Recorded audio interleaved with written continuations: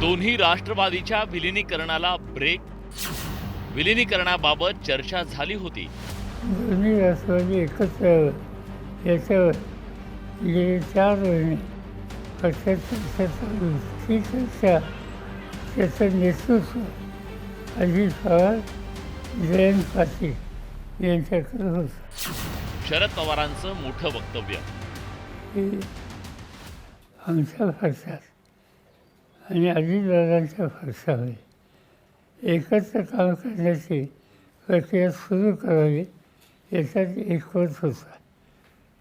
3 meeting झाली आणि निर्णय आत्ता जाहीर करायचा होता 12 तारखेला आणि ही तारीख अजितची दिलेली होती.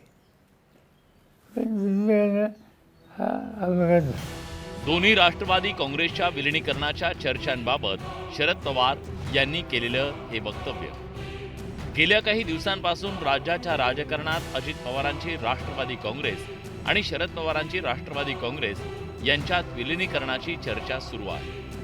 2023 साली राष्ट्रवादी काँग्रेसमध्ये फूट पडून एका पक्षाचे 2 पक्ष झाले. लोकसभा आणि विधानसभा निवडणुकीही या दोन्ही पक्षांनी स्वतंत्रपणे लढवल्या. मात्र दोन्ही पक्षांनी पुणे आणि पिंपरी चिंचवडची महापालिका निवडणूक एकत्रितपणे लढवली. त्यानंतर जिल्हा परिषद निवडणुकीतही दोन्ही पक्ष एकत्रित लढतायत. अशात दोन्ही राष्ट्रवादीच्या विलिनीकरणाची चर्चा झाली होती असा दावा शरद पवार यांनी केला. आणि ते या सगळ्यांना एकत्रित करण्याच्या प्रक्रियेचा जवळ येऊन पोहोचले होते. शेवटचं विषय त्याने आम्हा लोकांना केलं होतं. दरम्यान हा आघात झाला. अशातच दोन्ही पक्षाच्या नेत्यांच्या बैठकीचा एक व्हिडिओ समोर आला. 17 जानेवारीला झालेल्या बैठकीचा तो व्हिडिओ असल्याचा दावा करण्यात आला. त्या बैठकीला शरद पवार आणि अजित पवार यांच्यासोबत रोहित पवार, शशिकांत शिंदे, हर्षवर्धन पाटील, जयंत पाटील, राजेश टोपे, अमोल कोल्हे हे उपस्थित असल्याचं पाहायला मिळतंय. दोन्ही राष्ट्रवादी एकत्र याव्यात अशी अजितदादांची इच्छा होती आणि आमचीही इच्छा होती असं मोठं वक्तव्य शरद पवार यांनी केलं. दोन्ही राष्ट्रवादी दादांची इच्छा होती. दादांची इच्छा होती ती पुरी हवी ही आमची इच्छा आहे. पण आता त्यांची दिसत नाही. हे सगळं झालंय त्याच्यावरून असं काही सांगता येत नाही. एकदम सांगता येत. शरद पवारांच्या पक्षाच्या नेत्यांनीही अजित पवार यांच्यासोबत झालेल्या विलिनीकरणाच्या चर्चांना दुजोरा दिला. पवार साहेबांच्या समोर 8 वाजता बसलो आणि तिथं सविस्तर चर्चा झाली आणि 12 तारीख आम्ही सगळ्यांनी निश्चित केली. आणि साधारणपणाने 8-9 पर्यंत हे जिल्हा परिषदेच्या निकालाचे पडसाद उमटतील आणि 10-11 तारीख मोकळे झाले की 12ला याचा निर्णय घेऊ अशी आम्ही पूर्ण चर्चा केली. मी त्या दिवशी सांगितलं की नेत्यांची अंतिम इच्छा जी आहे ती पूर्ण करण्याची आता कोणाला आम्ही तयार आहोत. आता ही करायची का नाही करायची हा त्यांचा निर्णय आहे. जसा त्यांनी आज निर्णय घेतला तसा त्या पक्षाचा निर्णय. त्या पक्षाने जो निर्णय घेतला त्यांनी घ्यावा. आम्हाला त्यामध्ये आम्ही सकारात्मक होतो का होतो. अजितदादांच्या बरोबर चर्चा आणि अजितदादांनी आम्ही ती चर्चा पण केली की बाकीच्या नेत्यांशी आपल्या पक्षाच्या तेवढे ते माझ्यावर सोडून द्या. दरम्यान खासदार सुनील तटकरेंनी दोन्ही राष्ट्रवादीच्या विलिनीकरणाची चर्चा फेटाळली आहे. जयंत पाटलांनीही ठाम भूमिका घेत बैठकीत विलिनीकरणाबाबत चर्चा झाल्याचं ठासून सांगितलं. दस्तूर खुद्द आदरणीय अजितदादाने एक पत्रकार परिषद घेतली होती आणि त्या पत्रकार परिषदेमध्ये स्थानिक स्वराज्य संस्थांच्या निवडणुका ज्या आता होत आहेत त्या संदर्भामध्ये चर्चा झाली अशी स्पष्टपणाचा खुलासा किंवा माहिती पत्रकारांशी संवाद करत असतानाच आदरणीय अजितदादांनी त्या ठिकाणी केलेली होती. हे आपल्याला सर्वांनाच ते विदित त्या ठिकाणी आहे. दोन्ही राष्ट्रवादीचं विलिनीकरण जे आहे ते होणार होतं. 12 तारखेला घोषणा पण होणार होती. एक भाग असा आहे की त्या दिवशीची चर्चा झाली त्याच्याबद्दलची स्वतः माहिती आदरणीय अजितदादांनी त्या ठिकाणी पत्रकार परिषद घेऊन बारामतीमध्ये त्या ठिकाणी दिलेली आहे.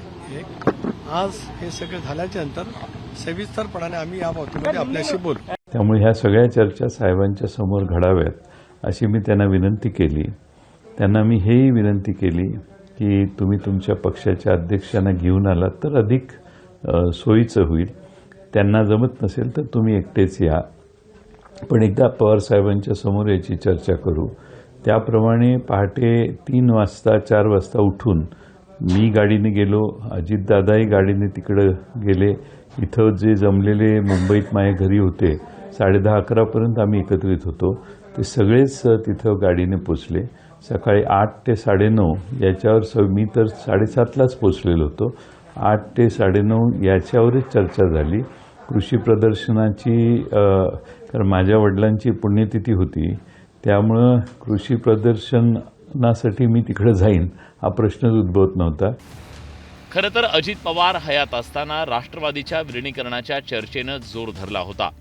कारण दोन्ही पक्ष पालिका आणि झेडपी निवडणुकीत एकत्र आले होते.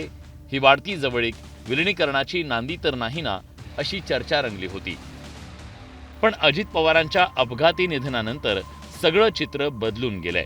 अत्यंत वेगानं राजकीय घडामोडी घडल्यात. त्यामुळे सध्या तरी दोन्ही राष्ट्रवादी काँग्रेसच्या विलिनीकरणाच्या चर्चेला ब्रेक लागल्याचं चित्र आहे. असं आहे, दोन्ही राष्ट्रवादी एकत्र यावं याच्यावर गेले 4 महिने पक्षात चर्चा चालू होती. आणि ती चर्चा त्याचं नेतृत्व अजित पवार, जयंत पाटील यांच्याकडे होतं. सगळं डिस्कशन या लोकांनी केले. दुर्दैवानं या अपघातामुळे याला खंड पडेल असं चित्र दिसतं. सुनेत्रा पवार यांची राज्याच्या उपमुख्यमंत्रीपदी आणि पक्षाच्या विधिमंडळ नेतेपदी निवड झाली. विलिनीकरणाच्या चर्चेबाबत अजित पवारांच्या पक्षाचे अधिकार आता सुनेत्रा पवार यांच्याकडे असणार आहेत. आजची आमची परिस्थिती अशी की आमचा गटनेता निवडणे. आमचा गटनेत्या निवडल्यानंतर ह्या सगळ्या जबाबदाऱ्या पक्षाचा गाडा हाकण्याचं काम हा सुनेत्रा वहिनींना करावं लागेल. सुनेत्रा वहिनी जसं आमच्यासाठी एकमेव दादा होते, दादा सांगतील तेच तोरण आणि तेच धोरण. आमचा जसं त्या ठिकाणी वाक्य होतं त्याच पद्धतीने सुनेत्रा वहिनी याच्या पुढचा निर्णय घेतील. ते जे घेतील तो आम्हाला सगळ्यांना मान्य. राष्ट्रवादीतल्या या राजकीय घडामोडींवर सत्ताधारी पक्षाच्या नेत्यांनी वेट अँड वॉचची भूमिका घेतली आहे. आम्ही पण तीच भूमिका आमची असणार. जी देवेंद्र फडणवीस साहेबांनी घेतली तीच भूमिका आमची असणार आहे. अखेरला निर्णय राष्ट्रवादीने घ्यायचा आहे. अजितदादाच्या पक्षाच्या आमदारांनी मंत्र्यांनी त्यांनी तो निर्णय घ्यायचा आहे. आणि त्यांचा जो काही निर्णय असेल त्यांना आम्हाला पाठिंबा देणं गरजेचं होऊन जाईल, क्रमप्राप्त होईल. म्हणून त्यांनी काय निर्णय घेतला त्याला विरोध करण्याची आमच्या कोणतीही मानसिक तयारी पण नाही, आम्ही करणारही नाही. राष्ट्रवादी काँग्रेसच्या विलिनीकरणाबाबत आता दोन्ही राष्ट्रवादी काँग्रेसकडून दावे प्रतिदावे केले जात आहेत. पण ज्या पद्धतीनं राष्ट्रवादीत घडामोडी घडतायत त्या पाहता विलिनीकरणाचा मुद्दा मागे पडण्याची शक्यता नाकारता येत नाही. Bureau report, news 18 Marathi.